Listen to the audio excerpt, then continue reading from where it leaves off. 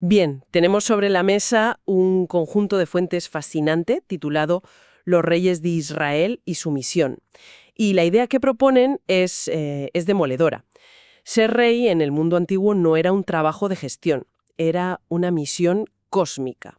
La persona en el trono era, en teoría, la única pieza que impedía que el universo se sumiera en el caos. Hoy vamos a analizar por qué esa idea era tan potente y, bueno, porque estaba casi condenada al fracaso. Totalmente. Has dado en el clavo. El concepto que lo une todo es que el rey era el puente, el mediador entre los dioses y los mortales. Su legitimidad no venía de unas elecciones, sino de esa conexión con lo divino. Y lo alucinante es ver cómo cada cultura materializaba esta idea. No es lo mismo ser un faraón en Egipto, que era básicamente un dios en la tierra, que un rey en Mesopotamia o, el caso que más nos interesa, en Israel, donde el modelo rompe con casi todo. Vamos a ver los rituales, las responsabilidades y esa tensión brutal entre el ideal de rey justo y la cruda realidad del poder humano.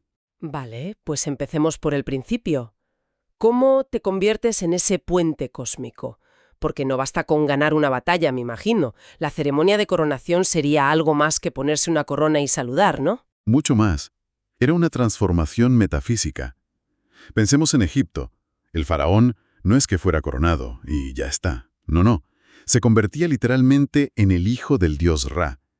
Durante el ritual, le ponían la corona blanca del Alto Egipto y la roja del Bajo Egipto. Y se fusionaban en una sola, la doble corona. Exacto. Y ese acto simbolizaba no solo la unificación del país, sino su propia metamorfosis en un ser divino. Pasaba a ser la encarnación del dios Horus. Su trabajo era mantener la Ma'at, el orden y la justicia cósmica. Si él fallaba, el Nilo podía no crecer, las cosechas se malograban. El destino del país dependía de su naturaleza divina. O sea, una presión brutal. No es solo gobernar bien, es que si tienes un mal día, puede haber una hambruna. Y en Mesopotamia era igual. El rey también era un dios. Ahí la cosa cambia. Y es un matiz importantísimo. El rey mesopotámico, por lo general, no era un dios. Era el representante elegido por los dioses, su Shakanaku, su virrey. Sugerente en la tierra, por así decirlo. Algo así. La ceremonia clave, al menos en Babilonia, era en el Festival de Año Nuevo. El rey entraba en el templo, se arrodillaba ante la estatua del dios Marduk y literalmente tocaba sus manos. Ese gesto era el contrato. Marduk le daba el cetro y la corona y a cambio el rey juraba mantener la justicia y el derecho. ¿Y qué eran exactamente esa justicia y ese derecho? ¿Eran conceptos abstractos? Para nada. Eran los conceptos de Kitu y Misharu. Y esto no era una promesa electoral vaga. Significaba que si un mercader te estafaba o un poderoso te robaba las tierras, el rey era tu garantía última. Era la persona que aseguraba que el universo volvía a su equilibrio. Su legitimidad dependía de eso. Entendido. Tenemos al rey Dios en Egipto y al rey representante en Mesopotamia, y aquí es donde, según los documentos, Israel rompe la baraja por completo. ¿Cómo era su proceso de selección? Es que lo cambian todo. El acto central en Israel no es la entrega de una corona, que también la había, sino la unción. Se derramaba aceite sagrado sobre la cabeza del elegido. De esa palabra, del hebreo mashá, ungir, viene Mashiach. El ungido, Mesías. Exacto. O sea, que el famoso término Mesías en origen significa simplemente el rey ungido. Y ese gesto, que lo hacía un profeta o un sacerdote, simbolizaba algo radicalmente distinto, que el Espíritu de Dios descendía sobre esa persona para capacitarla. No se convertía en un Dios, sino en un instrumento de Dios. Y justo después, la aclamación del pueblo. ¡Viva el rey! La legitimidad tenía una doble fuente, la elección divina y el reconocimiento popular. Un momento, eso es un cambio brutal. El faraón es la ley. El rey mesopotámico la recibe de los dioses. Pero aquí se dice que al rey israelita, en su coronación, junto a la corona, se le entregaba el testimonio. Y las fuentes sugieren que era una copia de la Torá. Precisamente. Y eso lo cambia todo. No es solo que no sea divino. Es que está explícitamente sometido a una ley superior a él. El rey no está por encima de la ley. Es su primer servidor. Y esa idea es revolucionaria en el antiguo Oriente Próximo. Vale, el ritual te transforma, pero para que todo el mundo se entere necesitas una nueva identidad, un nuevo cargo. Hablemos de los títulos. Me imagino que no se presentaban como David, rey y punto. Desde luego que no. La titulatura real era toda una declamación de intenciones. En Egipto es clarísimo con los 5 grandes nombres reales. El faraón recibía una identidad nueva. Por ejemplo, su nombre de Horus lo identificaba con el dios del cielo, el que trae el orden. Y el más famoso, hijo de Ra, pues proclamaba su origen divino. Estos nombres no describían su trabajo, sino quién era él a partir de entonces. Y en Mesopotamia, que no eran dioses, ¿cómo lo hacían? ¿Se ponían nombres nuevos? No tanto nombres personales nuevos, sino epítetos grandilocuentes que definían su función cósmica. Cosas como pastor elegido por el dios Enlil, sol de Babilonia, o mi favorito, rey de las 4 regiones del mundo. O sea, rey del universo conocido. Exacto. La idea era presentarlo como el eje sobre el que giraba el mundo. Era marketing geopolítico y religioso, todo a la vez. Entiendo. En Egipto y Mesopotamia, los títulos servían para divinizar al rey o conectarlo con el cosmos. Pero eso choca frontalmente con la idea monoteísta de Israel. No podían llamar a su rey hijo de Baal, por así decirlo. ¿Cómo resolvieron esa tensión? Es una pregunta excelente porque ahí está la clave. El rey en Israel conservaba su nombre. David seguía siendo David. Los títulos que recibía definían su relación con Dios, no su naturaleza. Se le llamaba ungido de Yahweh, Mashiach Yahweh, lo que recordaba a todos de dónde venía su poder, o siervo de Yahweh, que subraya su sumisión. Pero las fuentes también mencionan el título Hijo de Dios. ¿Eso no es una contradicción? Lo parece, pero el contexto lo es todo. El Salmo 2 dice, «Tú eres mi hijo, yo te he engendrado hoy». La interpretación que recorre los textos es que se trata de una adopción. En el día de su coronación, Dios lo adopta como hijo para que gobierne en su nombre. No es una filiación biológica, como en Egipto, sino funcional. Incluso esos títulos tan potentes de Isaías, como Dios fuerte o Padre eterno, se entienden como que el rey es un reflejo de las cualidades de Dios, que la autoridad divina actúa a través de él, pero sin divinizar a la persona. Es una distinción sutil, pero fundamental. De acuerdo. Tienes el mandato divino, los títulos imponentes, pero ¿cuál es el trabajo de verdad? ¿Qué se esperaba que hiciera un rey en su día a día para evitar que el cosmos se desmoronara? Una cosa por encima de todas las demás, impartir justicia. Y no una justicia abstracta de tribunales, sino una justicia social muy concreta. Los documentos citan a Moshe Weinfeld, que explica que la justicia, la sedaka, implicaba acciones directas para proteger a los más vulnerables.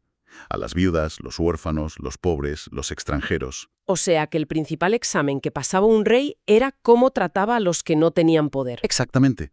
Esa era la vara de medir universal. Su legitimidad se jugaba ahí. El Salmo 72 es un retrato robot perfecto del rey ideal.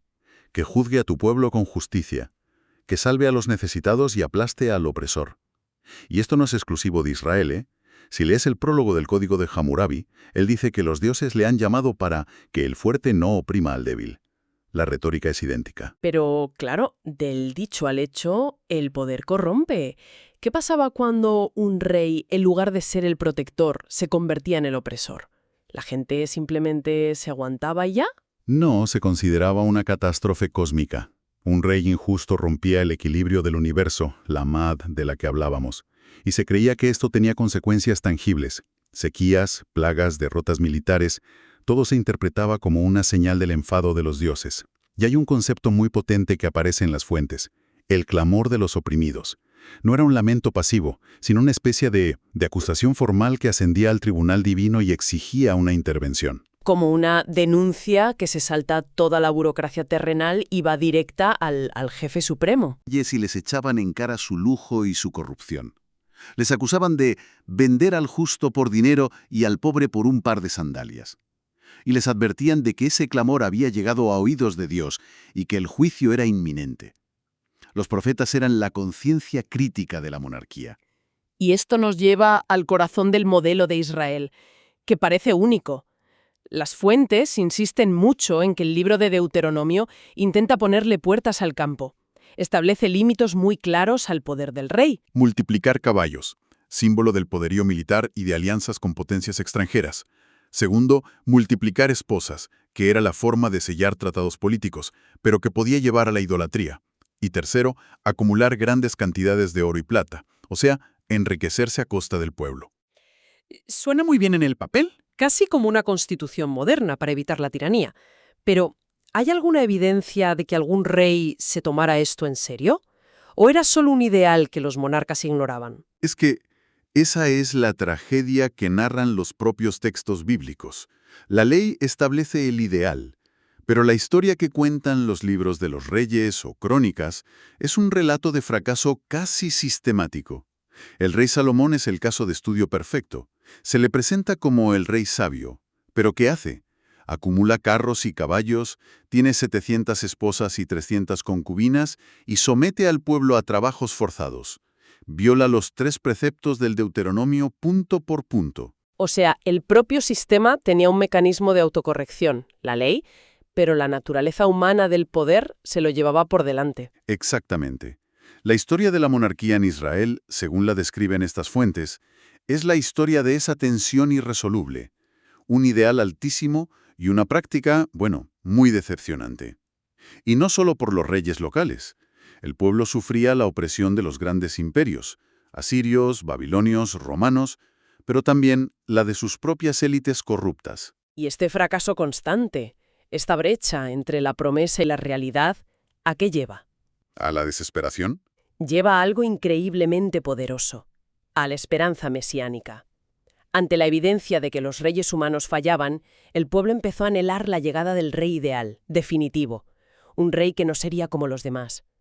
Los profetas empezaron a hablar de un futuro descendiente del rey David que, esta vez sí, cumpliría la promesa.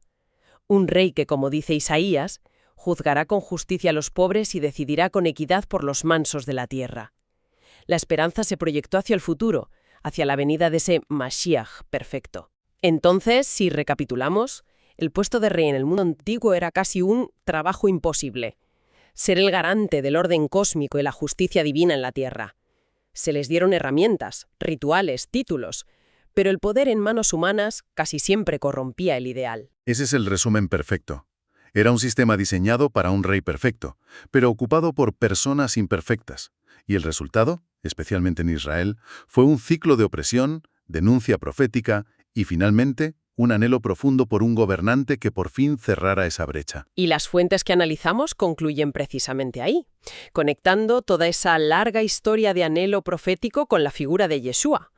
Lo presentan no solo como un maestro, sino como el cumplimiento de ese rey mesiánico esperado. Exacto. Lo presentan como la encarnación de ese rey justo del Salmo 72 y de Isaías, un rey que, paradójicamente, llega sin caballos ni carros, que defiende a los oprimidos, y cuyo trono no se basa en el poder militar sino en la justicia. La conclusión de los textos es que su reinado, descrito simbólicamente en libros como el Apocalipsis, es el que finalmente establece ese reino eterno de justicia que las monarquías humanas siempre prometieron pero nunca pudieron cumplir. Es un arco narrativo potentísimo.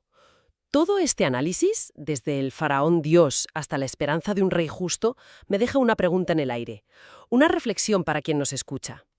Si dejamos de lado la monarquía y pensamos en cualquier sistema de gobierno, antiguo o moderno, ¿cómo intentan nuestras sociedades hoy cerrar esa misma brecha eterna entre los nobles ideales de justicia que proclamamos y las limitaciones y ambiciones de las personas que, al final, ostentan el poder?